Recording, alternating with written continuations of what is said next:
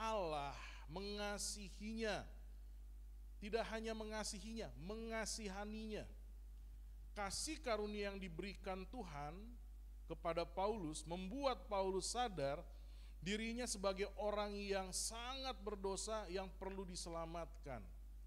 Nah, dari pembacaan ini juga kita melihat bahwa kasih karunia Tuhan diresponi oleh Paulus melalui pertobatan dan perubahan hidupnya. Dan dari tadi juga kita membaca bahwa kasih karunia Tuhan juga yang selalu menguatkan Paulus dalam pelayanannya sehingga dia tidak menyerah. Nah, Bapak Ibu, makanya dari pembacaan ini saudara, saya mengajak kita mau belajar 3 hal tentang kasih karunia. Ya, tentang kasih karunia. Yang pertama saudara yang saya ingin bagikan dari pembacaan ini adalah kasih karunia Tuhan kepada kita itu menyelamatkan hidup kita, saudara. Kasih karunia Tuhan menyelamatkan hidup kita. Di ayat 15 tadi dikatakan begini, perkataan ini benar dan patut diterima sepenuhnya. Kristus Yesus datang ke dunia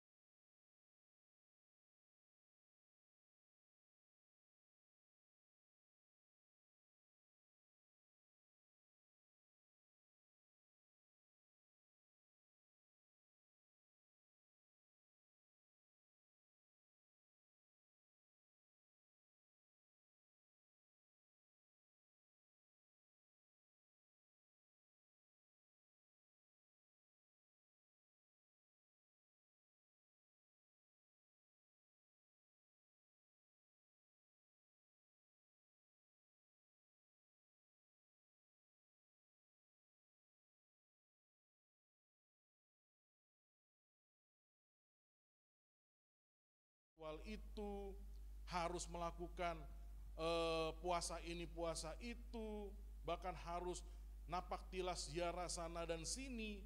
Tetapi kita enggak, saudara. Kita diselamatkan karena iman percaya kita kepada Yesus.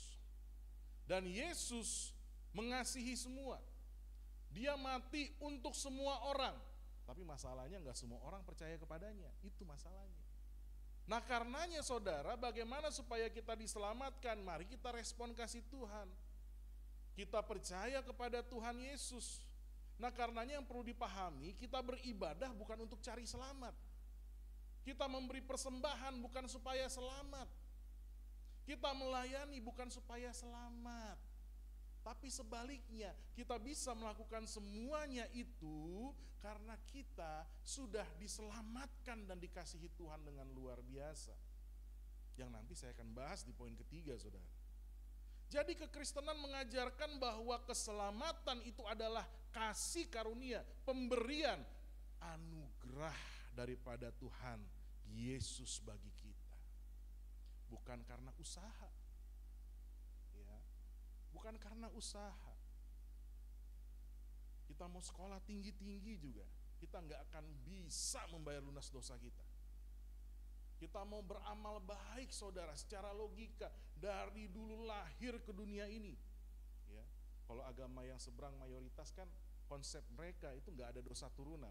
Konsep mereka bayi lahir itu suci, dimulai dari nol, nggak ada dosanya. Tapi kalau secara logika dari kecil sampai dia nanti umur 60-70 tahun, berapa banyak dosanya jika dibandingkan dengan amal ibadahnya? Tetap timbangannya gak mungkin sama. Gak mungkin sama. Karena kecenderungan manusia hidup menuruti kedagingannya, hawa nafsunya, suka-sukanya, saudara. Nah ini ya. Jadi gak ada satupun usaha manusia termasuk kebaikan manusia yang bisa membawa dirinya untuk menyelamatkan dirinya. apalagi dari perspektif Alkitab. Ya, firman Tuhan bilang, kebaikan kita, kesalehan hidup kita, itu seperti kain kotor di hadapan Tuhan katanya. Nggak ada. Karena nggak ada yang bisa menyelamatkan, maka satu-satunya jalan Allah yang adalah kasih itu. Filipi 2 bilang, dia mengosongkan dirinya, dia menjadi manusia, lalu dia taat sampai mati di kayu salib. Untuk apa? Bukan karena untuk kepentingannya, tapi untuk kepentingan kita yang dikasihinya, supaya kita yang seharusnya binasa, kita beroleh hidup yang kekal. Itulah sebabnya saudara, gak ada keselamatan di luar Yesus. Gak ada keselamatan di luar Yesus, gak ada. Dan itu ditegaskan oleh Rasul Yohanes. Yohanes 14 ayat 6 katakan begini, akulah jalan dan kebenaran dan apa Jor?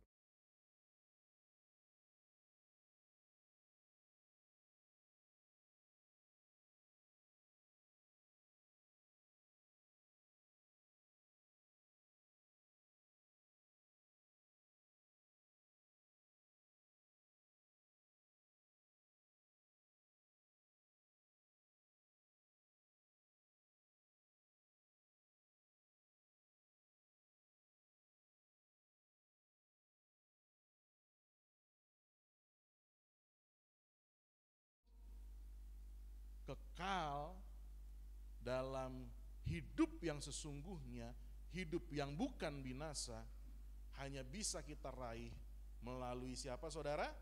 Yesus. Nah ini satu lagi ayat saya mau bagikan bagi saudara yang lebih tegas lagi dalam Kisah Rasul 4 ayat 12. Kisah Rasul 4 ayat 12 bilang begini, dan keselamatan tidak ada di dalam siapapun juga selain di dalam Dia. Sebab di bawah kolong langit ini tidak ada nama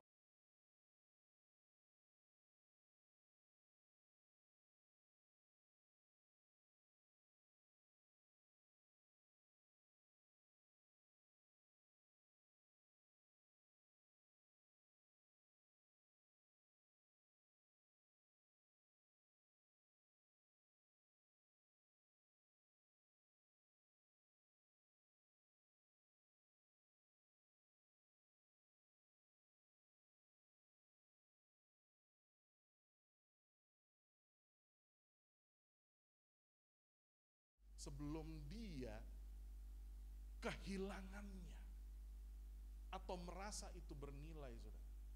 Saya juga dulu begitu, saudara. Waktu muda itu saya nggak menghargai yang namanya ibadah. Saya lahir di keluarga gereja GPIB, orang tua saya, mama saya orang yang taat, tiap pagi berdoa, nggak pernah absen sampai sekarang berdoa. Selalu ngomong tentang Yesus, selalu memaksa saya untuk nyanyi lagu sekolah minggu, bahkan tampil nyanyi lagu sekolah minggu, meskipun saya berat hati. Tapi itu yang membuat saya jadinya ilfil. Dan akhirnya saya menjadi laki-laki pemberontak, apalagi waktu SMP saya mengalami bullying. SMA tuh saya pemberontak, saudara. Tapi di SMA itu, saudara, Tuhan bekerja dengan caranya, saya mengalami beberapa proses kehidupan, pembentukan. Selain dari saya dibentuk oleh Roh Kris, saya mengalami ada 2 kejadian yang mengancam nyawa saya. Yang pertama, waktu itu saya mau ke gereja GPIB itu lewat Jalan Kapin, saya udah pernah cerita juga kepada istri saya kasih tunjuk tempatnya. Jadi setelah flyover naik tol, pas turunan, yang bawa itu abang sepupu saya duduk di depan, saudara, di samping dia, belakang saya adik-adik saya dengan kakak sepupu saya. Itu mobil sedan, saya ingat sekali Toyota Corona, dia bawa, saudara, pas turunan, dia salah injek rem, dia injek gas. Jadi los, sampai dia panik, wah, dia panik. Di depan itu ada ruko yang sekarang Indomaret, dulu itu belum jadi rukonya, lagi bangun septic tank, saudara, lumayan. Jadi septic tank itu udah ada tiangnya juga. Nah, mobil kami itu nyusuk, dan saudara tahu, kami itu udah teriak di situ, selamat turunan, teriak itu, histeris. Kalah itu naik roller coaster, kenapa? Deg-degan, mobil, mana saya nggak pakai sabuk pengaman, nggak ada yang pakai sabuk pengaman saat itu. Dan saudara, tiba-tiba kami atau saya lihat mobil itu udah berhenti, Dan berhentinya saudara, itu moncong depannya itu di ujungnya safety tank, bumper belakangnya di sini, bannya itu ngelos 44. Yang saya heran sekarang saya pikirkan, seharusnya mobil masuk begini, tapi bisa begini. Itu bapak saya, mama saya sampai marahin, abang saya nggak pernah lagi boleh megang mobil selama di rumah papa saya tinggal. Nah di situ saya ngerasain ketakutan gimana, dan saya ngerasain, ini kalau nggak ada yang tolong nih pasti, kalau nggak luka-luka mati. Nah nggak lama dari kejadian itu, ya itulah teman-teman Rokris ngajak saya. Yang sebelumnya saya tolak-tolak, akhirnya saya mulai ada buka hati di situ, saya ikut Rokris. Nah disinilah awal pertobatan saya. Saya ikut melayani Tuhan, naik kelas 2, lalu kelas 2 mau naik kelas 3 ada perpisahan. Saya ngalamin lagi satu kejadian, saya hampir mati. Kami perpisahan di Anyer, itu Anyer, lalu kami itu sama anak-anak sok-sokan bergandengan tangan, ayo kita main pantai, lama-lama makin segini. Tiba-tiba ada ombak itu gede, ombak gede ngegulung, pluk pluk pluk pluk pluk, kami keseret. Saya itu nggak tahu, tiba-tiba tangan semua kelepas, nggak ada yang dipegang. Itu napas udah mau habis, tapi entah gimana, totonya ada yang mau pegang tangan saya muncul ke permukaan. Saya naik lagi, terus itu tuh Niko tuh, diambil tangan saya. Ditolong saya. Itu benar-benar gelap itu saya. Dan saya ingat sekali itu pengalaman saya juga hampir mati saudara. Dan di situ saya bersyukur sama Tuhan, saya semakin sungguh-sungguh lagi. Makanya waktu saya mau lulus SMA, meskipun saya ikut UMPTN, saya diterima, tapi saya tetap komitmen, saya mau sekolah pendeta, saya mau melayani Tuhan saudara. Yang ketiga, waktu kami sudah menikah waktu itu ya, yang ke Strum, betul ya, lagi di atas, lantai atas rumah, itu saya udah pelayanan dari Strum, ya kan, udah menikah, itulah ini, ya, udah menikah, lalu rumah itu lagi dibangun, baru selesai tapi belum seluruhnya. Nah, jadi saya naik ke atas karena TV kan agak jelek siarannya, TV dulu kan masih pakai antena, nggak kayak sekarang. Jadi naik ke atas mau betulin antena, di atas juga ada papa saya waktu itu masih gagah, masih bisa jalan, naik ke atas lantai 3, habis hujan waktu itu juga, gerimis-gerimis pagi, ya kan. Lalu saya mau geser antena, nah bapak ibu tahu itu antena nggak mungkin nyetrum, nggak ada antena nyetrum, tapi ini antena nyetrumnya lumayan, nggak bisa lepas, saya kesedot, itu sampai ini ada bekas di sini, itu kesedot, nggak bisa lepas. Papa saya jaraknya itu kira-kira sekitar 2 meter lah di atas, dia lagi lihat hasil pembangunan yang di bawah, terus entah gimana tiba-tiba dia sadar, padahal dia lagi sibuk ngelihatin gitu. Saya juga nggak teriak di situ, dia sadar, langsung dia didorong, buk, copot lah. Saya sempat pingsan. Makanya saya habis itu setelah sadar dibangunin, saya cerita sama istri. Ternyata saudara, kenapa bisa nyetrum? Tukangnya itu salah masang kabel. Makanya itu kalau tukang itu memang harus profesional. Kalau enggak itu bisa bahaya itu. Dia kabel ground dia salah pasang, jadi nyetrum, makanya siarannya jadi jelek saudara. Nah itu yang membuat ada aliran listrik. Ternyata nggak cuma ke antena, bisa juga ke TV gitu. Untung TV juga belum rusak waktu itu.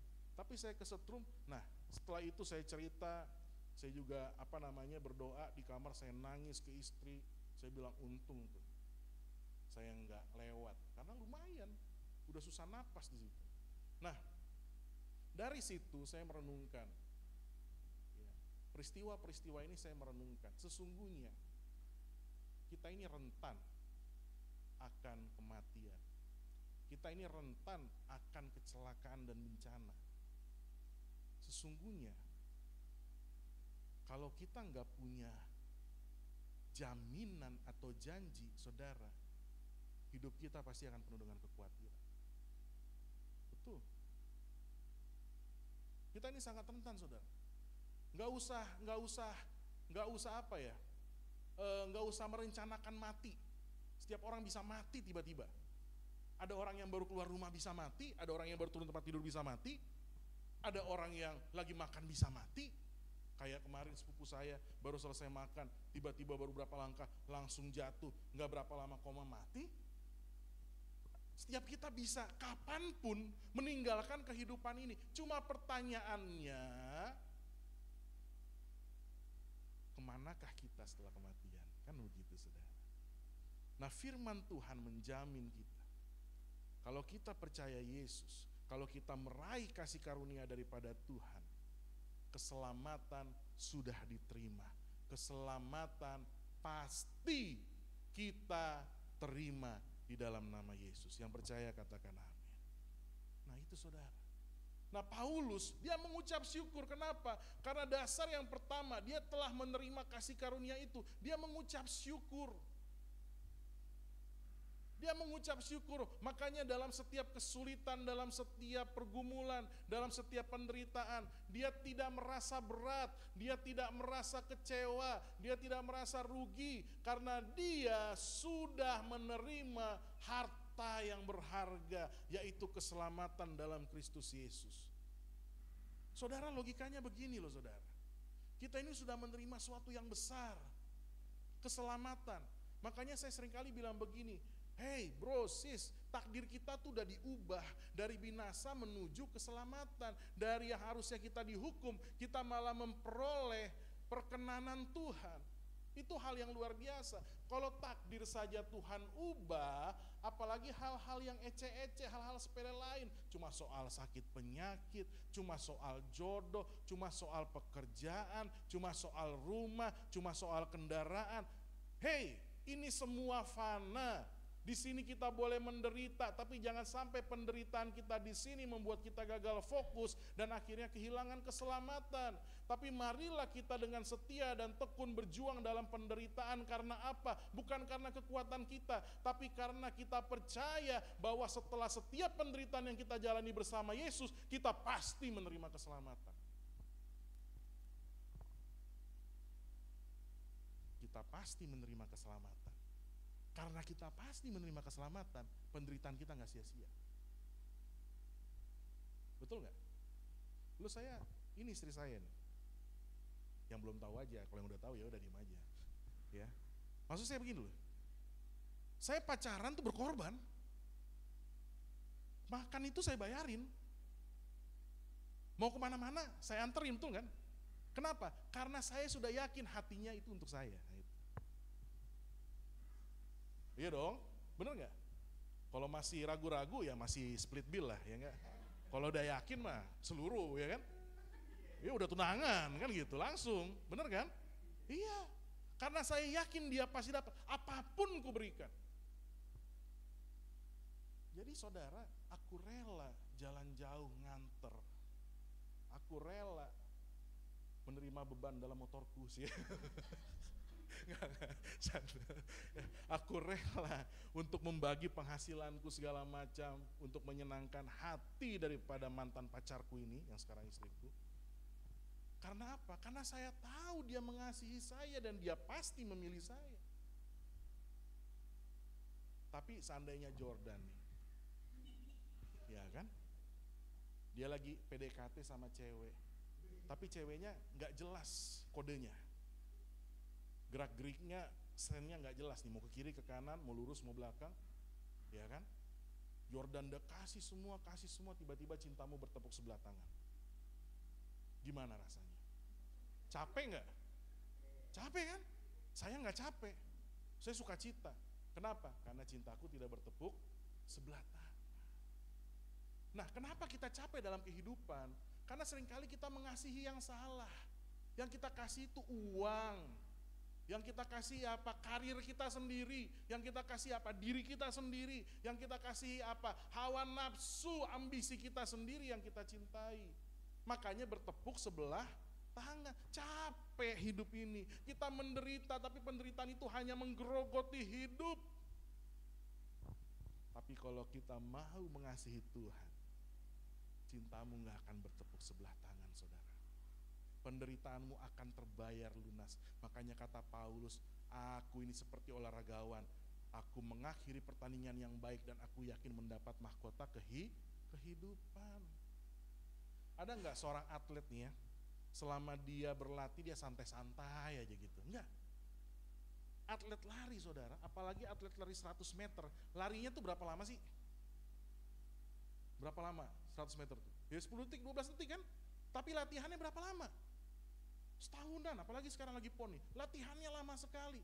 Tapi saudara, semuanya itu ketika dia mendapat piala, kira-kira dia ingat capeknya atau sukacita? Pasti sukacita. Dan dia rela menjalani latihan yang berat itu karena dia punya tujuan, aku mendapatkan mahkota piala juara. Jadi saudaraku yang terkasih, kasih karunia Tuhan itu untuk semua dan kasih karunia Tuhan itu besar. Tapi saudara, marilah kita menjadi bagian orang-orang yang percaya, yaitu bagian orang-orang yang meraih, yang percaya, yang mengasihi, yang berharap, yang mengandalkan Tuhan di dalam kehidupan kita. Maka perjuanganmu, penderitaanmu seperti yang dialami Paulus tidak akan berat, tidak akan menyusahkan, tapi dalam setiap hal yang kita jalani, kita mengucap syukur. Yang percaya katakan amin. Jadi saudara, kalau kita mengasihi Tuhan, Yohanes 14 ayat 15 katakan, kita akan menuruti segala perintahnya. Orang yang diselamatkan pasti melakukan perintah Tuhan. Nah, orang yang mengasihi Tuhan dalam 2 Korintus 5 ayat 17, dikatakan begini, siapa yang ada di dalam Kristus, ia ciptaan baru. Yang lama sudah berlalu, sesungguhnya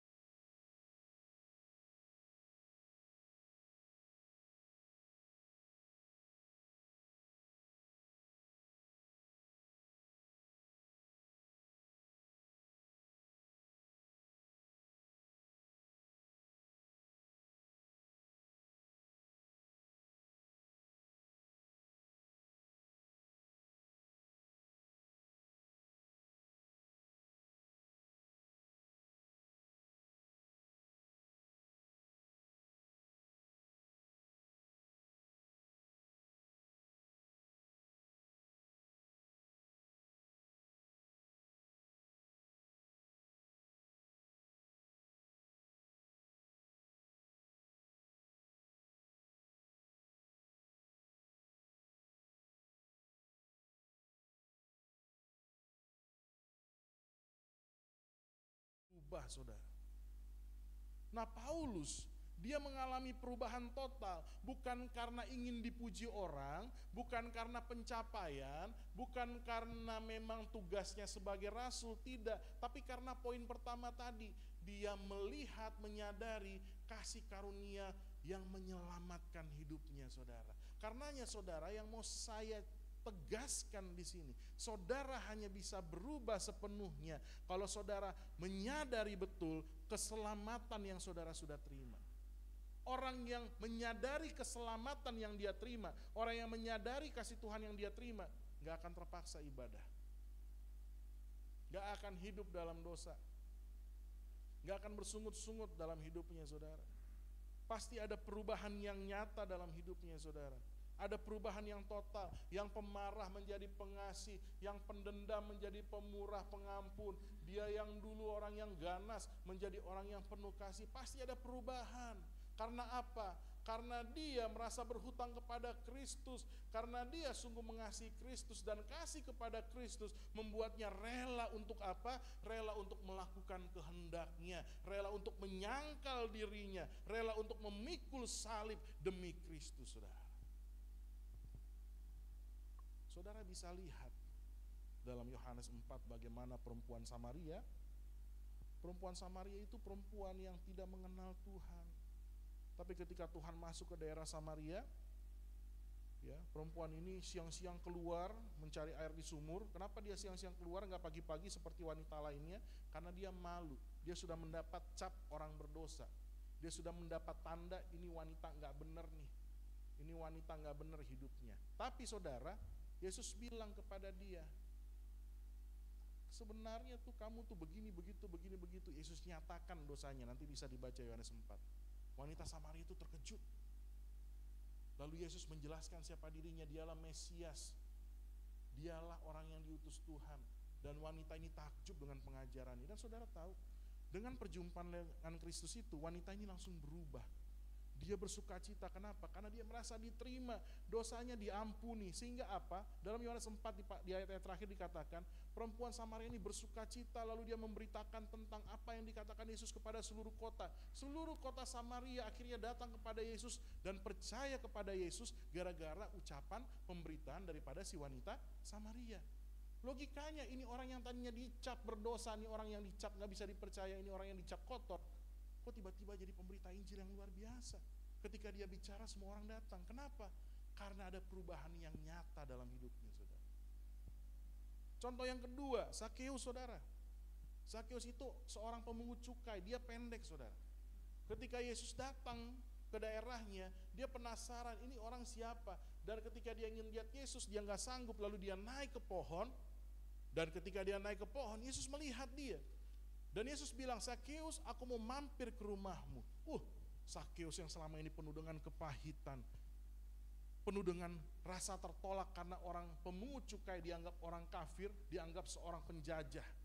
Rasa tertolak, dikucilkan, tiap hari dipersekusi, dibully. Walaupun dia orang Yahudi, tapi dianggap bukan menjadi bagian bangsanya. Tapi Yesus menerima dia. Itu bicara soal pengampunan. Itu bicara soal penerimaan, itu bicara soal kasih. Dan ketika Yesus di rumahnya, Sakeus, dia berubah sukacita, dan gak hanya sukacita, tindakannya dia nyatakan. Dia katakan kepada orang banyak, siapapun yang telah kuambil duitnya aku kembalikan, dan siapapun yang pernah kuperas aku kembalikan 2 kali lipat dari yang kuambil. Ada buah pertobatan dalam hidupnya. Ada perubahan dalam hidupnya. Nah, dari sini contoh-contoh ini saya mau katakan, orang yang mengasihi Yesus, orang yang mengalami Yesus, orang yang berjumpa Yesus, ada buah pertobatan dalam hidupnya. Yang dulunya jahat menjadi baik, yang dulunya pembohong menjadi jujur, yang dulunya seorang yang berdosa melakukan dosa dengan sukacita, sekarang berduka karena dosanya dan meninggalkan dosanya. Itu orang yang mengasihi Tuhan. Dan lebih lagi kalau mau dibawa dalam etika Kristen, yang dulunya malas menjadi apa, Jordan? Rajin. Itu.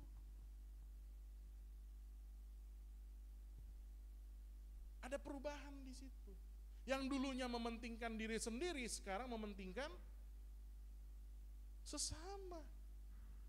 Karena di dalam 1 Yohanes 5, inilah buktinya mengasihi Tuhan, dia mengasihi anak-anak Tuhan dan melakukan perintah Tuhan. Itu orang yang mengasihi Tuhan, saudara. Jadi ada perubahan total. Nah, tapi saudara tahu enggak? Faktanya di Alkitab ada 2 kelompok yang juga mengikuti Yesus, tapi enggak berubah hidupnya. Apa itu? Yang pertama, kelompok orang banyak. Jadi orang banyak itu tiap hari ngikutin Yesus, tapi nggak berubah hidupnya. Makanya Yesus bilang, aku tidak mempercayakan diriku kepada mereka.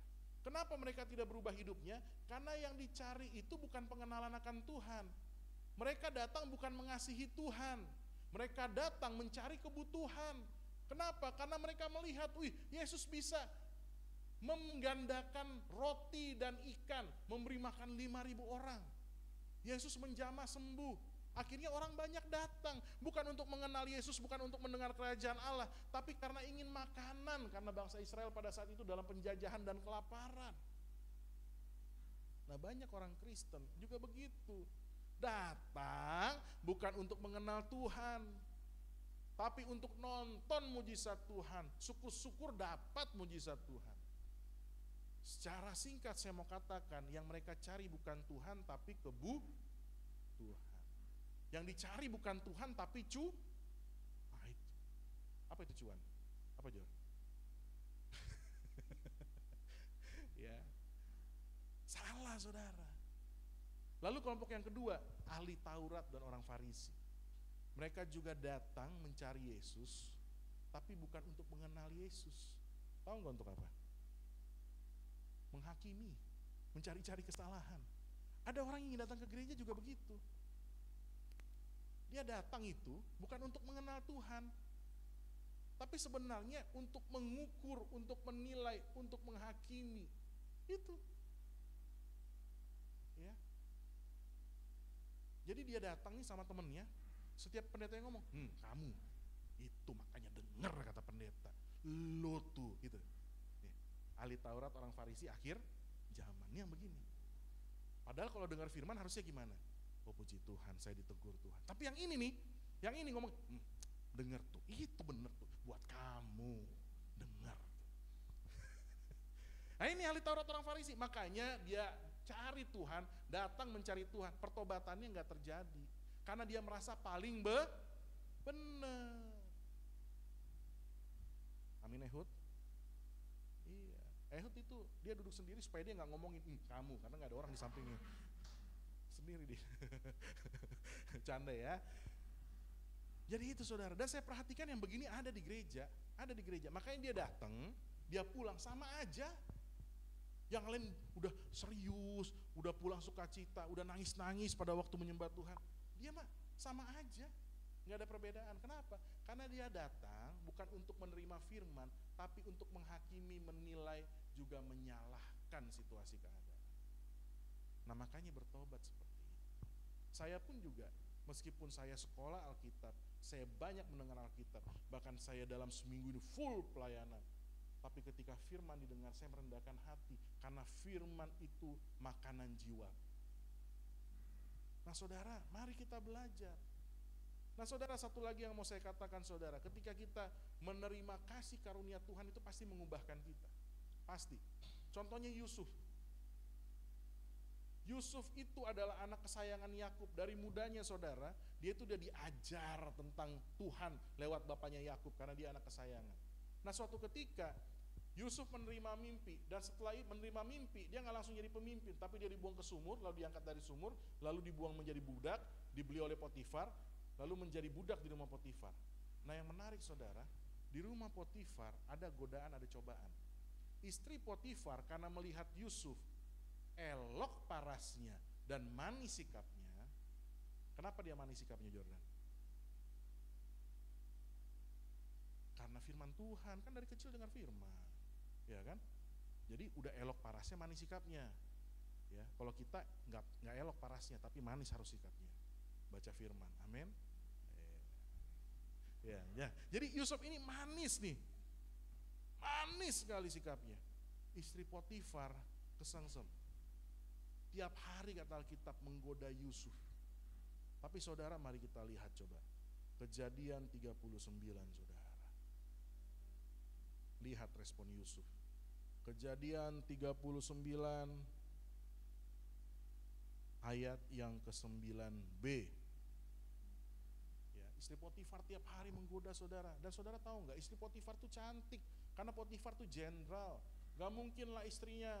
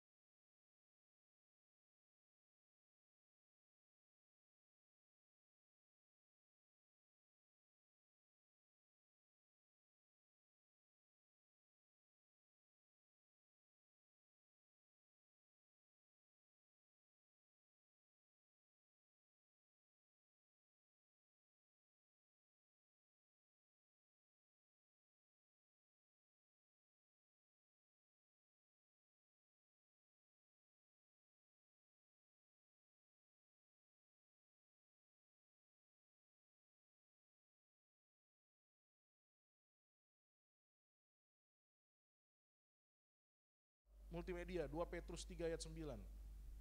2 Petrus 3 ayat 9. Nih, kita lihat saudara. Bukan Tuhan itu lalai, bukan Tuhan itu kompromi saudara. 2 Petrus 3 ayat 9.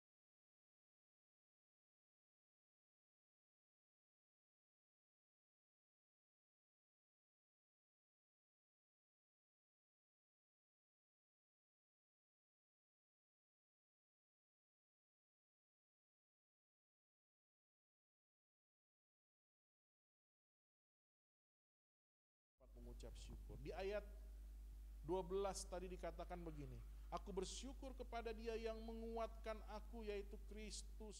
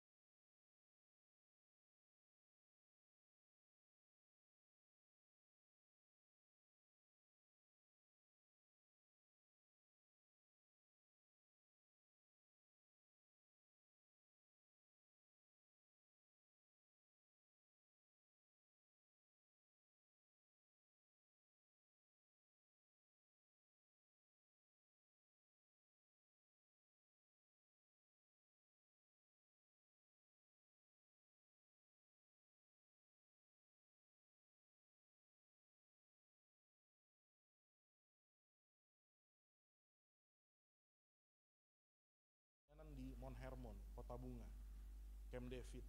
Saya melayani Remda Daniel dari CWS. Saya ngisi 3 sesi, lalu karena mengingat jadwal saya di sini sore Minggu kemarin jam 5, Saya sudah bilang sama panitia, maaf selesai sesi jam 12 saya nggak perlu makan, saya mau turun langsung. Itu hari Minggu. Prediksi saya, perkiraan saya, perhitungan saya, masa 5 jam nggak nyampe, kan begitu ya. Ternyata kemarin saudara, itu ada bencana namanya macet puncak. Jam 12 saya keluar Kota Bunga, jam 5 masih di jalan Kota Bunga. Jam 12 malam masih di Puncak Pas. Jam 3 di masjid apa itu? Yang besar? Sendirian. Kelaparan. Kenapa kelaparan? Karena saya takut kalau makan banyak tuh WC susah. Jadi saya cuma makan jagung bakar Indomie. Dalam keadaan capek baru ngisi 3 sesi, udah gitu tidurnya juga, waduh dingin sekali tempat itu, mana nggak ada air panas. Saya malamnya itu demam, saya minum obat, doping segala macam, tidur sampai keringetan, paginya udah bisa melayani, tapi pas di mobil itu sesungguhnya keadaan saya ngedrop lagi. Saudara, dalam hati sebenarnya saya semacam bergumul. Pengen bersungut-sungut, tapi Tuhan ingatin lagi. Tuhan ingatinnya tahu nggak? Itu yang saya tulis di Facebook, pakai bahasa Inggris supaya orang pintar aja yang ngerti. Ya bercanda. Jordan. Enggak ya, bercanda Jordan ya. Supaya kamu, saya tahu kamu pasti ngerti. Saya bilang, belum sakit kalau belum melayani. Belum melayani kalau belum sakit maksud saya. Belum melayani kalau belum sakit, saudara. Di situ ada suara yang di hati saya tuh bilang begitu. Yang namanya melayani itu harus sakit. Belum melayani kalau belum sakit, belum melayani kalau belum berkorban. Saudara tahu nggak? Itu jendela udah dibuka cuma segini tuh dinginnya menggigil, udah pakai jaket karena tuh nggak tahu tuh puncak kenapa dingin banget hari itu ya. Terus dalam keadaan tuh kruk kruk kruk kruk, terus udah gitu bensin tuh cuma 3 bar. Jadi setiap berhenti itu matiin mobil. Tapi saudara, saya jalanin itu gara-gara mendapatkan kata-kata seperti itu dalam hati saya. Hilang semua ketakutan, kekhawatiran saya, hilang semua sungut-sungut saya. Saya jadi tenang. Saya jadi santai. Saya jadi bisa tidur di situ. Dan kalau saya renungkan juga ya, saya tuh nggak pernah keluar kota bawa guling tuh bisa tanya istri saya. Tapi entah kenapa kemarin tiba-tiba bisa bawa guling, padahal nggak ada rencana buat macet. Itu bisa loh. Makanya saya pikir-pikir lagi, oh Tuhan baik, untung ada guling. Jadi saya bisa pergi pakai guling itu begini. 22 jam cuma 84 kilo. Berangkat jam 12 siang, nyampe rumah jam 11 siang besoknya. Tapi saudara, lihat. Saya sehat. Rabu itu saya udah berangkat lagi kemarin ke Tawangmangu pelayanan. Sehat, nggak ada sakit, nggak ada kekurangan, nggak ada yang miss. Kalau bukan karena Tuhan yang menguatkan, kalau bukan karena Tuhan yang menghibur, kalau bukan karena Tuhan yang mengingatkan. Enggak. Istri tiap ini waktu udah telepon, gimana? Udah sampai? Masih di sini sayang. Mau kemana? Ya makan dulu, pinginnya sih makan, cuma warung nggak ada tuh, hutan. Ya, waktu mau buang air pertama saudara, karena sore-sore kan masih cari WC, jalannya jauh. Pas nyampe cuma kayak gubuk, nggak ada atap gitu kan. Ini sama aja gue pinggir jalan. Akhirnya gara-gara itu, saya mau buang air kecil lagi berikutnya, saya udah pinggir jalan aja, bodo amat, nggak ada yang kenal saya kan. Tapi benar, udah rasa tenang, nggak ada rasa gimana, udah. Pas mau udah gimana-gimana, udah. Sampai pagi itu saya nggak ada makan lagi, cuma makan itu aja. Puji Tuhan nggak masuk angin, nggak demam, nggak sakit, nggak linu-linu. Saya bisa langsung tugas, besoknya masuk kantor, lusanya saya langsung pergi lagi. Tadi saya juga baru pulang jam 3 nyampe rumah, tapi lihat fit sekali. Tuhan yang memberi kekuatan dalam pelayanan.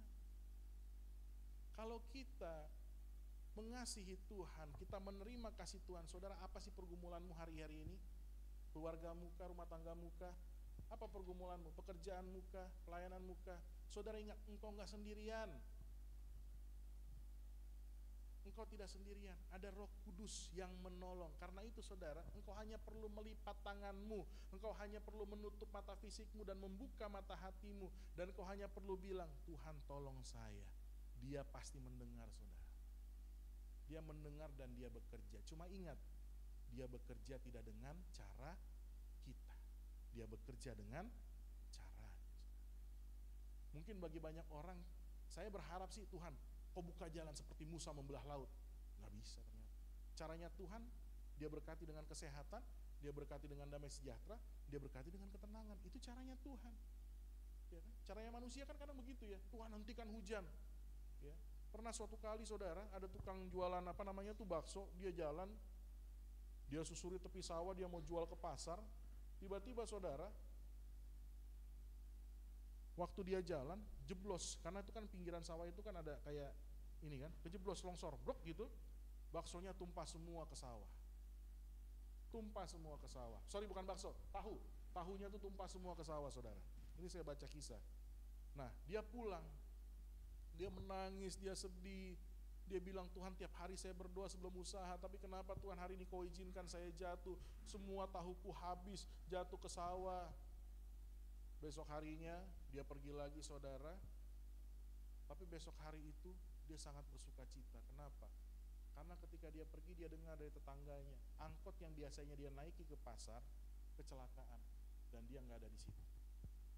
Lalu siang-siangnya saudara, dari kisah ini katakan, ternyata saudara datang orang, dia mau beli semua tahunya. Kenapa?